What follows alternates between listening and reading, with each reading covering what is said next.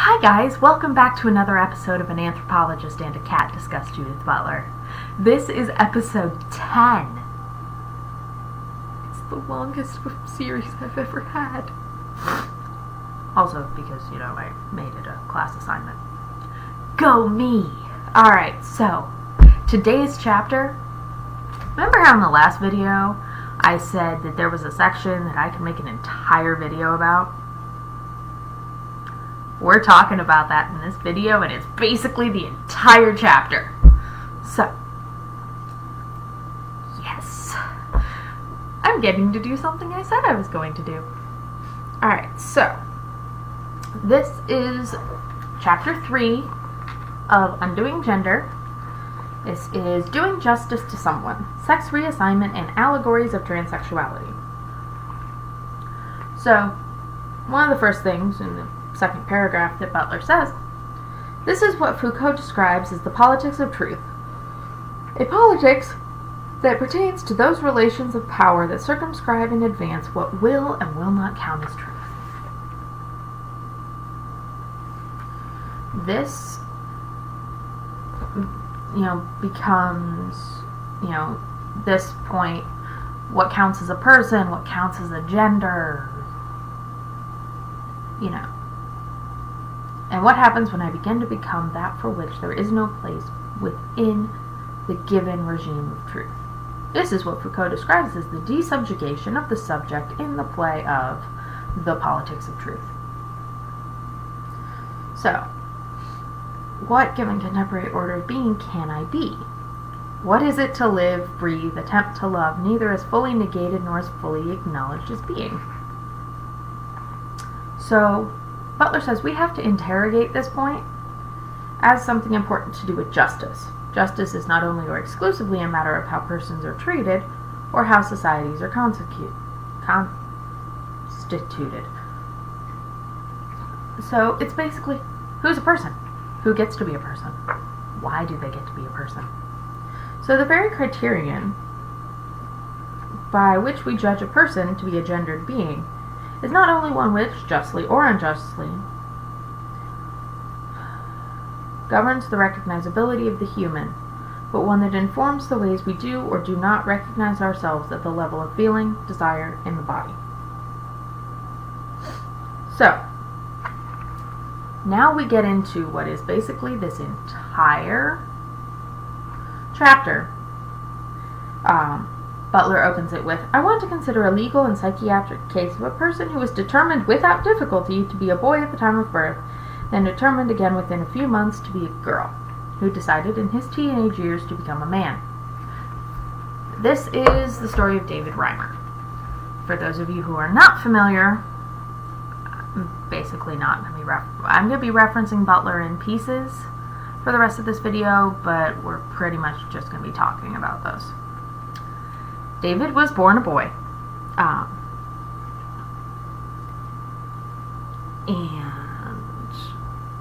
Butler's basing her analysis off this of a lot of things, but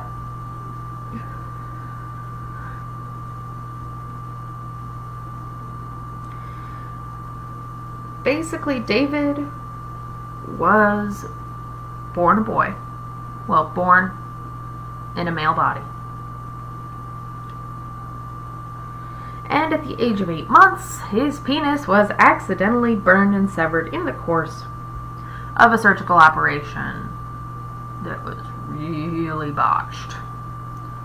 Basically, the surgeon was using a new piece of technology that he did not know how to use, and that other medical professionals have since said was not even necessary for this operation. I don't know this, but I feel like there should have been a malpractice suit, because, hello. And you're also going to see consequences from this going for years. So, he had trouble making the machine work, increase the power, effectively burned away a major part of the penis. That's a problem. If you don't know why that's a problem, ask a friend who has a penis. So, after about a year after this happened, the Reimers were watching a television program where they found out about Dr. John Money. I'm going to keep my feelings about him at this point not out right now. So, he was talking about trans and intersex surgery and saying that if the child underwent surgery and was socialized as the other gender, they could live happily as the other gender. So, the parents wrote to Money. Money was like, yeah, come to Johns Hopkins and we'll talk about this. And so Money made the recommendation that David be raised as a girl. The parents agreed, and the doctors removed the testicles and, made limited prep for surgery to create a vagina. But we're going to wait until Brenda, the new name for David,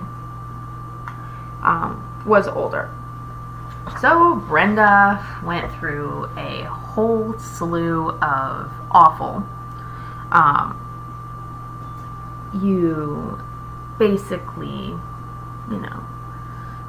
frequent observation, lots of interviews. And Brenda obviously was not, a normal girl.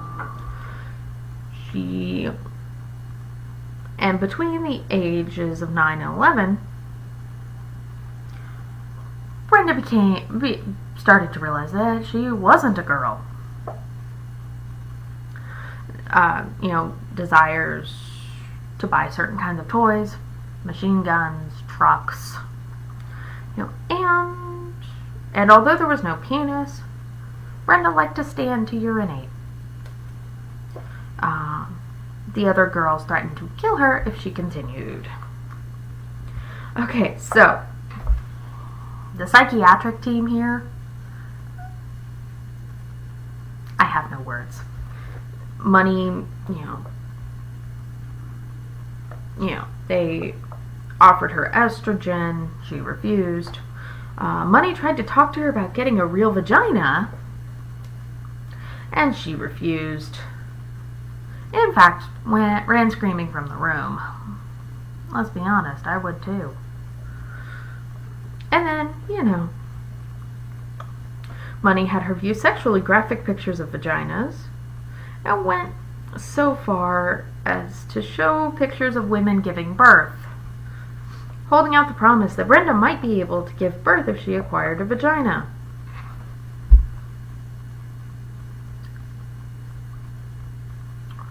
Okay, let's be honest here. I have a vagina. And I watched videos of women giving birth. That shit will scar you for life. Like, birth is a beautiful thing. I'm not going to deny that. It's also scary as all hell. Just throwing that out there. And then, in a scene that could have been a model for But I'm a Cheerleader. Really good movie, by the way. I've seen it. Really good. The girl who's Nikki on Orange is the New Black is like the main character. I'm sorry, dear, I can't remember your name right now. But I love everything you're in.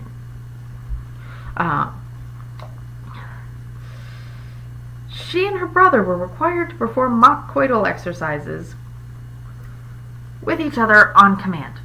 Considering they were twins, that is really... Once again, things that make you go...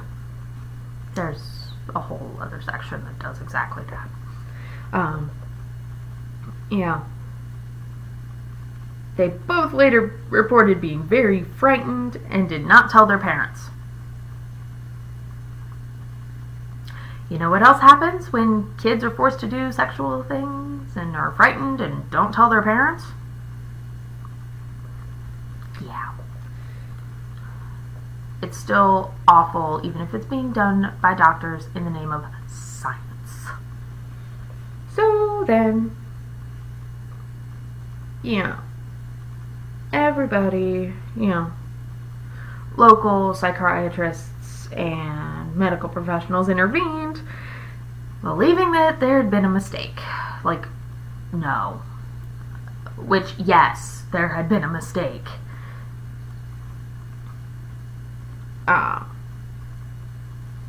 A new set of psychiatrists offered to let Brenda change essentially back, and he started living as a boy named David at the age of 14. At this point, David started requesting and receiving testosterone, which is good. Also had his breasts removed. A phallus was constructed between the age of 15 and 16.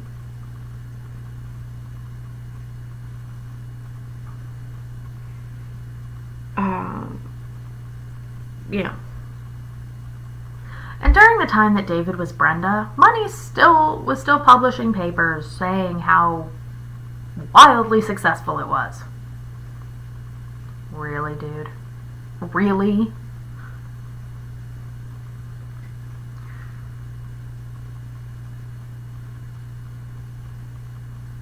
Oh, Jesus. And then, because of this, John Money's Gender Identity Clinic, which monitored Brenda often, concluded that Brenda's successful development as a girl, quote, offers convincing evidence that the gender identity gate is open at birth for a normal child no less than for one born with unfinished sex organs, or one who was prenatally over or underexposed to androgen, and that stays open at least for something over a year of birth, end quote. Things that make you go, yeah. So, one of the approaches that Money used was to recruit MTF transsexuals to talk to Brenda about the advantages of being a girl. And Brenda was also, asked to strip and show her genitals to medical practitioners. I'm sorry. I have normal genitals, and that would still make me hella uncomfortable. So, then we have people. Although a child should be given a sex assignment for the purposes of establishing a stable social identity, cool, it does not follow that society should engage in coercive surgery to remake the body in the social image of that gender. Thank you. Gender is a different sort of identity, and its relation to anatomy is complex. Come on. Gender does not necessarily follow your anatomy. Your sex is one thing. That one's in a binary. Well, trinary? Because you've got male, female, and intersex. But gender is fluid, ladies and gentlemen. If we don't know this after this is video number 10. If you haven't gotten that from this video series by now, we should really talk. So, Butler says, I hope to underscore here the disciplinary framework within which Brenda/David develops a discourse of self-reporting and self-understanding, since it constitutes the grid of intelligibility by which his own humanness is both questioned and asserted. David, told people how he was feeling about everything. And, then we're talking, still bringing in David, but, also brings in the point that we're going to bring up in the next chapter about you know, gender essentialism. In San Francisco, female to male candidates actually practice the narrative of gender essentialism that are required to perform before they go to see the doctors, and there are now coaches to help them. Dramaturgs of transsexuality who will help you make the case for no fee. This is going to be brought up a lot in video number 11 because it's something that you read about a lot, especially in some people. Dean Spade is one that I think of, and then Toby Beecham. Both of them have, you know, experience with this. Spade more than Beecham. But, yeah. And throughout this chapter, Butler is referring to David in the present tense, and then makes a postscript at the end of the chapter. As the book was going to press in June of 2004, was saddened to learn that David Reimer took his life at the age of 38. He had died in May of that year. Mentions that his brother died 2 years earlier, and he was now separated from his wife. And, you know, that whole case is a hot mess. And, yeah, I'm just, okay. Now that we've had this rather downing video, I will see you next time where we talk about undiagnosing gender. Have a good day, guys. See you later.